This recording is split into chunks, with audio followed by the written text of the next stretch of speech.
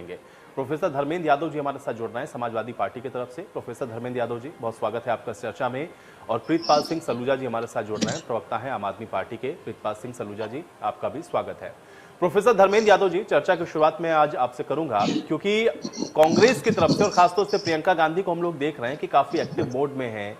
हर एक मुद्दों पर हम लोग को सड़क पर नजर आती हैं, लेकिन एक के बाद एक जो निर्णय उनकी तरफ से लिए जा रहे हैं और आज भी जिन 7 प्रतिज्ञाओं का जिक्र प्रियंका गांधी ने किया है, इसको आप कैसे देखते हैं? समाजवादी पार्टी कैसे इसको देखती है? आपकी पहली प्रतिक्रिया मैं इस पर चाहूंगा। देखिए, सड़क पर हमेशा रहती हैं, उसका कोई पैमाना नहीं है कि राजनीति में चुनाव में कोई क्या करेगा। कोई उत्सव की तरह मनाने के लिए सड़क पे आज अलग विषय होता है।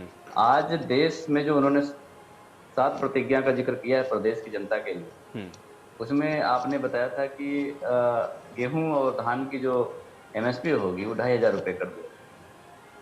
आज मैं आपको बता दूं कि कांग्रेस जितने साल सरकार में रही है, अगर साल की बात नहीं कर रहा हूं, एक कार्यकाल में अगर एक काम कर दिया होता तो ये 7 प्रतिज्ञा आज इनको नहीं लेने पड़ते दोबारा पहले।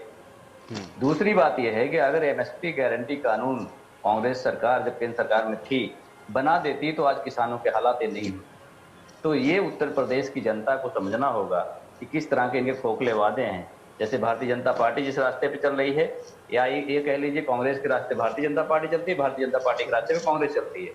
मैं आपको भारतीय जनता पार्टी का जो घोषणा पत्र है उसको मैं दिखाऊंगा, जिसमें बेटियों को फ्री शिक्षा देने की बात कही गई थी। ये घोषणा पत्र है और इस दस्तावेज को लीगल डॉक्यूमेंट माना जाता है किसी भी रूलिंग पार्टी के द्वारा या कोई किसी भी मतलब राजनीतिक पार्टी के द्वारा। अगर ये घोषणा पत्र जारी होता है तो उसमें जनता का अधिकार है कि आपने ये बात कही थी और आपने पूरी नहीं की। उस बात को भी इन्होंने नहीं पूरा किया, बल्कि जो चीजें हमारी समाजवादी पार्टी सरकार ने दिया था उसको भी छीनने काम कर दिया, ताकि गरीब आदमी गरीब बना रहे और अमीर आदमी अमीर बनता चला जाए।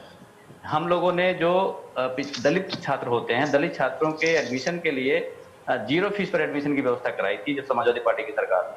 और यही भारतीय जनता पार्टी है, इन्होंने कहा था कि अगर हमारी सरकार आएगी तो हम 500 करोड़ रुपए का डॉक्टर भीमराव अंबेडकर स्कॉलरशिप देंगे। लेकिन उस घोषणा पत्र के बिल्कुल विपरीत इन्होंने क्या किया, आते ही 0 फीस पर एडमिशन बंद कर दिया। इससे हुआ क्या कि जो गरीब दलित है वो निजी संस्थानों में जब एडमिशन लेने की बात आती है तो वहां मोटा पैसा लगता है, 80,000 रुपए लगते हैं, 3 लाख रुपए लगते हैं, 5 लाख रुपए लगते हैं। अब आप मुझे बता दीजिए कि अगर उसके पास पैसा नहीं है तो एडमिशन कहां से लेगा? तो इन्होंने क्या करा, गरीबों को, दलितों को शिक्षा से वंचित करने का काम किया। तो भारतीय जनता पार्टी और कांग्रेस बिल्कुल एक रास्ते पे चल रहे हैं। दूसरी बात जो ये कह रही है कि लैपटॉप और स्कूटी और मोबाइल देंगे। समाजवादी पार्टी एक ऐसी पार्टी है जिन्होंने युवाओं के दर्द को समझा, खासकर उन युवाओं को जो गरीब होते थे। मैं अपने जैसे लोगों की बात करता हूं कि जो इंजीनियरिंग करने के बाद भी लैपटॉप नहीं खरीद पाए थे, जब नौकरी करना शुरू किया उसके बाद लैपटॉप खरीद पाए, पढ़ते समय नहीं खरीद पाए थे। लेकिन हमारे राष्ट्रीय अध्यक्ष पूर्व मुख्यमंत्री आदरणीय अखिलेश यादव जी ने उस अंतिम व्यक्ति की भावना को समझा, हम जैसे लोगों को समझा और लैपटॉप देने का काम किया। अब आप मुझे बता दीजिए लैपटॉप और मोबाइल में क्या आज उन्होंने कौन सी नई बात कह दी है?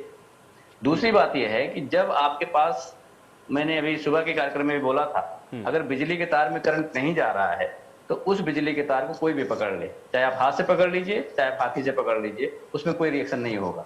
तो इस तरह की घोषणाओं का कोई महत्व नहीं है। उत्तर प्रदेश की जनता समझ रही है, उत्तर प्रदेश की जनता पहले से समझ चुकी है कौन किसके लिए क्या करने वाला है।